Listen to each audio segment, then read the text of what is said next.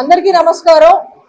Telugu Desam party యొక్క మహానాడు కార్యక్రమము నిన్న ఈ రోజు కూడా హైబ్రిడ్ మోడల్లో మంగళగిరిలో జరుగుతోంది. అందులో భాగంగానే నెల్లూరు రూరల్లో మొత్తము 12 కేంద్రాలు ఏర్పాటు చేయడం జరిగింది. నేను నిన్న ఈ రోజు కూడా ప్రతి కేంద్రానికి వెళ్లి పర్సనల్లీ విజిట్ చేశాను. కార్యకర్తల్ని, నాయకుల్ని అందరినీ కూడా కలుసుకోవడం జరిగింది. చాలా సంతోషంగా ఉంది. కార్యకర్తలు, నాయకులు అందరూ కూడా ఎంతో ఉత్సాహంతో ఉన్నారు. ఏర్పాట్లన్నీ కూడా ఒకరికి మించితే ఒకరితో ఒకరు పోటీ పడి ఇంకా చక్కగా చాలా అద్భుతంగా ఏర్పాట్లన్నీ చేశారు క్లస్టర్ ఇన్ఛార్జీలు అందరూ కూడా. ఈ కార్యక్రమం విజయవంతం అవడానికి కష్టపడిన క్లస్టర్ ఇన్ఛార్జీలు, కో క్లస్టర్ ఇన్ఛార్జెస్, డివిజన్ నాయకులు, కార్పొరేటర్లు, గ్రామ నాయకులు, సర్పంచ్లు, అనుబంధ సంఘ నాయకులకి ప్రతి ఒక్కరికి కూడా పేరు పేరున ధన్యవాదాలు తెలియజేసుకుంటున్నాను. అదే విధంగా ఈసారి మహానాడు థీమ్ ఏదైతే స్త్రీ శక్తి అని పెట్టారో అది చాలా మీనింగ్ఫుల్ గా ఉంది. ఎందుకు చెప్తున్నాను అంటే ఈరోజు ప్రపంచంలో ఉండే అన్ని దేశాల్లో కల్లా భారతదేశానికి, మన సమాజానికి ఒక ప్రత్యేక గుర్తింపు ఉంది. ఈ ప్రత్యేక గుర్తింపు రావడానికి ముఖ్య కారణం మన కుటుంబాలకు ఇచ్చే విలువ, ఇంపార్టెన్స్. ఆ కుటుంబాలను ఎప్పుడు కూడా సమర్థవంతంగా ముందుకు నడిపించి నిలబెట్టేది ఆ ఇంటి మహిళ అవుతుంది. అంతటి శక్తివంతమైన మహిళలను గౌరవిస్తూ ఈ స్త్రీ శక్తి థీమ్ పెట్టడం చాలా సంతోషకరం. తెలుగుదేశం పార్టీ ముందు నుంచి కూడా మహిళా సాధికారత కొరకు ఎన్నో కీలక నిర్ణయాలు తీసుకున్న పార్టీ. ఆ రోజుల్లో ఎన్టీఆర్ గారు మహిళల కోసం సమాజంలో వాళ్ళకి ఈక్వల్ స్టేటస్ ఇవ్వాలనే ఉద్దేశంతో మహిళలకి సమాన ఆస్తి హక్కు చట్టం కల్పించారు. అదేవిధంగా పద్మావతి మహిళా విశ్వవిద్యాలయం స్థాపించారు. తర్వాత రోజుల్లో చంద్రబాబు నాయుడు గారు వాళ్ళని ఆర్థికంగా బలపరిచేందుకు డ్వాక్రాల ద్వారా కొన్ని లక్షల మంది మహిళల జీవితాల్లో వాళ్ళకు ఒక ఆర్థికంగా ఫినాన్షియల్ ఇండిపెండెన్స్, గుర్తింపు, రికగ్నిషన్ అనేది వచ్చేలా చేశారు. కానీ ఈ రోజు మహిళలు కేవలం ఆపర్చునిటీస్, అవకాశాలు కోరుకోవట్లేదు. వాళ్ళకి ఒక రెస్పెక్ట్, ఆ రికగ్నిషన్, గౌరవం, గుర్తింపు రెండు కూడా కోరుకుంటున్నారు. మారుతున్న కాలానికి అనుగుణంగా నారా లోకేష్ గారు పలుసార్లు పిలిపించారు పలు వేదికల మీద. ఈ జెండర్ బేస్డ్ డిస్క్రిమినేషన్ అనేది తగ్గాలి, మన ఆలోచన విధానం మారాలి, అప్పుడే సమాజంలో మహిళల పైన దాడులు తగ్గుతాయని చెప్పారు.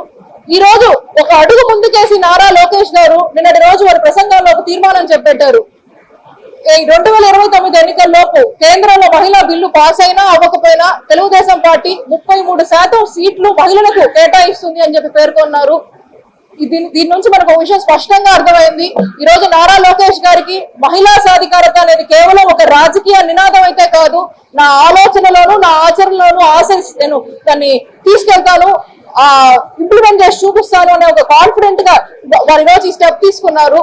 ఈ రోజు దేశంలో ఉండే పొలిటికల్ పార్టీస్ అన్ని కూడా నారా లోకేష్ గారిని ఇన్స్పిరేషన్ గా తీసుకోవాలి. ఆ రోజు ఏ విధంగా అయితే ఎన్టీఆర్ గారి సంక్షేమ పథకాలను దేశమంతటా కూడా ప్రేరణగా తీసుకుందో, తర్వాత చంద్రబాబు నాయుడు గారి విజన్ ని దేశంలో ఉండే పొలిటికల్ లీడర్స్ అందరూ కూడా ఇన్స్పిరేషన్ గా తీసుకున్నారు. ఈ రోజు నారా లోకేష్ గారు నేను పెట్టిన ప్రతిపాదనని దేశంలో ఉండే పొలిటికల్ పార్టీస్ అన్ని కూడా ప్రేరణ తీసుకొని ముందుకు సాగాలని చెప్పి నేను కోరుకుంటున్నాను. అన్ని రంగాల్లో ఈరోజు మహిళలు ముందున్నా కానీ పాలిటిక్స్ లో మాత్రం వాళ్ళ పార్టిసిపేషన్ లిమిటెడ్ గా ఉంది. నారా లోకేష్ అన్న పిలుపుతో రానున్న రోజుల్లో మహిళలు ఇంకా ఎక్కువ శాతంలో పాలిటిక్స్ రావాలని చెప్పి నేను కోరుకుంటున్నాను. పాలిటిక్స్ లోకి వచ్చి వాళ్ళ మార్పు చూపించాల్సిన అవసరం ఉంది ఎంతైనా కూడా. చివరిగా ముగించే ముందు ఒక విషయం చెప్పి ముగిస్తాను. చూస్తున్న మహిళలందరికీ కూడా ఇంటి ఒత్తిడి, పని ఒత్తిడి ఎంత ఉన్నా సరే ఖచ్చితంగా మీ ఆరోగ్యం పట్ల మీరు శ్రద్ధ చూపించండి. కనీసం రోజుకు ఒక 20 నిమిషాలైనా ఒక ఫిజికల్ ఎక్సర్సైజ్ లేకపోతే మీ ఇష్టమైనది ఏదైనా కూడా చేయండి.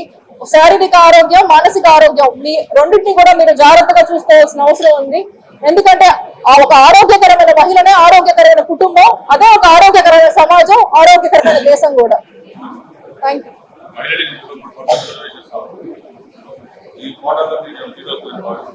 ఈ రోజు మహానాడు లోకేష్ గారు ఇచ్చిన తీర్మానం తప్పితే ఇంకా దేని మీద కమెంట్ చేయనన్నా. చాలా బాగా జరిగింది. ప్రతి కేంద్రం కూడా నేను పర్సనల్లీ విజిట్ చేశాను. ఏర్పాట్లన్నీ బాగా చేశారు. మీరు ఇప్పుడు కూడా చూసుంటారు బయట మా క్లస్టర్ ఇన్ఛార్జ్ ఎంత చక్కగా అన్ని ఫ్రూట్స్, హైడ్రేషన్ కోసం అన్ని కూడా ఏర్పాటు చేశారు. మెడికల్ క్యాంప్స్ అన్ని కూడా పెట్టారు. చాలా బాగా ఏర్పాట్లు చేశారు.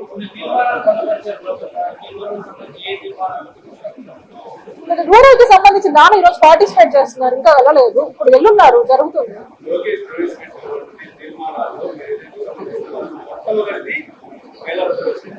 అది నేనే కాదండి, రాష్ట్రంలో ఉండే మహిళలందరూ కూడా సమర్థిస్తున్నారు లోకేష్ గారిని. ఈ రోజు కేవలం రాష్ట్రంలో ఉండే మహిళలు కాదు, దేశంలో ఉండే మహిళలందరూ కూడా సమర్థిస్తారు. ఇంత గొప్ప తీర్మానం అది కాబట్టి ఎందుకంటే రాజకీయాల్లో ఎక్కువ మంది మహిళలు వస్తేనే ఈరోజు సమాజానికి ఒక సమతుల్యత బ్యాలెన్స్డ్ పర్స్పెక్టివ్ అనేది ఏర్పడుతుంది. కాబట్టి అంతటి మంచి తీర్మానం పెట్టిన వాళ్ళు నేనే కాదు, ఎవరైనా కూడా సమర్థిస్తారు, అందరూ కూడా సమర్థించాల్సిన విషయం అది.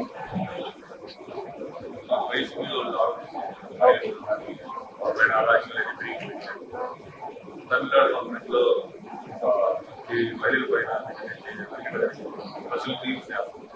ఇంకా తప్పకుండా సూచనలు ఏమన్నా ఉంటే కూడా తెలియజేస్తే మంచిదే కదండి. ఆల్రెడీ మనకి ఇప్పుడు సూపర్ 6 లో మహిళలకు కొంచెం ఇచ్చారు, ఫైనాన్షియల్ సెక్యూరిటీ పరంగా వాళ్ళకి ఏదైనా ఒకటి ఇచ్చారు. మహిళా భద్రత పట్ల ఎప్పుడు కూడా లోకేష్ గారు స్పెసిఫిక్ గా ఒకటే చెప్పారు, ఈ రోజు వాళ్ళని సెక్యూరిటీ పెంచడానికి ఎన్నైనా చేయొచ్చు, కానీ ఆలోచన ధోరణి ఆ రూట్ కాజ్ అయితే ఉందో దాన్ని ఐడెంటిఫై చేసి మనం మహిళలు చూసే ధోరణి మారాలి అని చెప్పి చాలాసార్లు చెప్పున్నారు. జెండర్ బేస్డ్ డిస్క్రిమినేషన్ ఉండదు. ఈ టెక్స్ట్ బుక్స్ లో ఏదైతే ఉంటాయో ఆడవాళ్ళ చీరలు కట్టుకున్నారా, గాజులు కట్టుకున్నారా, అమ్మాయిలు ఏడవద్దు, సెక్యూరిటీ అదంతా ఒక లెవెల్. నారా లోకేష్ గారు నెక్స్ట్ లెవెల్ కి వెళ్ళి ఆలోచన ద్వారానే మారాలి అని చెప్తున్నారు.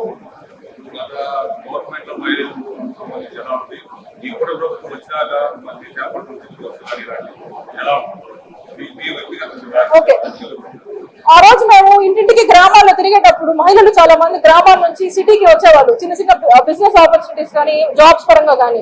ఈ రోజు వాళ్ళందరూ ఈ యూస్ఫుల్ ఇనిషియేటివ్ కదా ఆర్టీసీ ఉచిత బస్సు అనేది, దాన్ని యూజ్ చేసుకుని ఈజీగా రాగలుగుతారు. ఇంకా ఉమెన్ అనే వాళ్ళు ఎంప్లాయ్మెంట్ లో ఆపర్చునిటీస్ ఎక్కువ పెరుగుతాయి. అదేవిధంగా దీపం పథకం కింద 3 సిలిండర్లు ఇస్తున్నారు.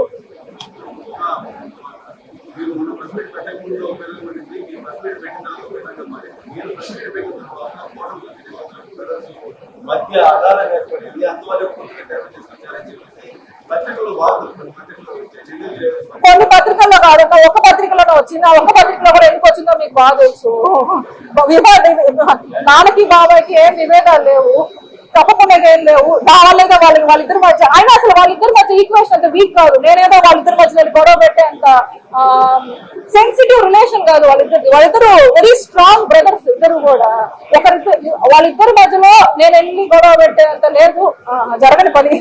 వాళ్ళు ఎందుకు రాసుకున్నారో కూడా మీకు తెలుసు. It's okay.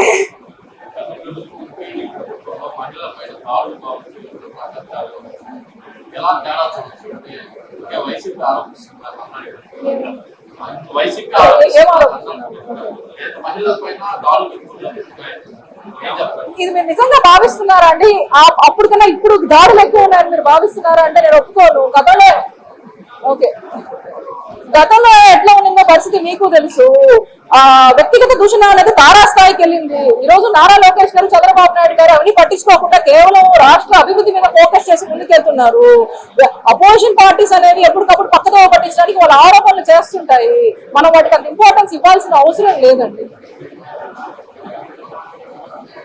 Okay, thank you so much అన్న, అందరికీ కూడా థ్యాంక్ యూ.